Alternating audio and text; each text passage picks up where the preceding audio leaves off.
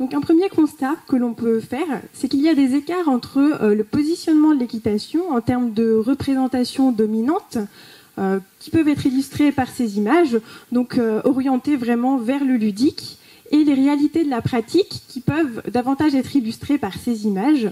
En effet, l'équitation est un sport exigeant, donc à la fois physiquement, avec notamment le cavalier apprenant qui va devoir adapter ses mouvements au cheval, tout en essayant de trouver son équilibre à cheval et en essayant de contrôler sa monture. C'est aussi un sport qui est exigeant mentalement. On sait à quel point les états émotionnels du cavalier vont pouvoir influencer le comportement du cheval. Et c'est une discipline dont l'acquisition des mécanismes est longue. Ces écarts vont donc être source d'insatisfaction probable pour le cavalier, source probable d'abandon et peut-être de report de l'envie de commencer l'équitation. Ces écarts vont aussi être source de difficultés pour les enseignants qui, eux, vont pouvoir manquer dans certaines situations de matériel pédagogique pour mieux accompagner le cavalier à compenser et à comprendre ces écarts. Il faudrait donc repositionner l'équitation par notamment une corrélation entre les imaginaires aux réalités de la pratique et en étudiant le potentiel des outils d'aide au coaching de l'apprentissage pour mieux accompagner le cavalier. Alors, vous savez bien qu'on est de plus en plus geek, friand des objets connectés. J'imagine que, tout comme moi, vous avez tous un smartphone, un ordinateur portable. Peut-être que vous courez avec votre cardio et puis votre petite application sur le bras et sur votre portable.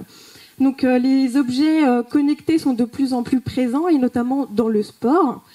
Ces objets, s'ils sont pertinents, vont avoir plusieurs atouts. Alors, la pertinence d'un objet connecté, ça implique évidemment une grosse analyse qui précède la conception de cet outil, dans le but évidemment d'analyser de manière approfondie les pratiques des principaux acteurs sociaux de la discipline.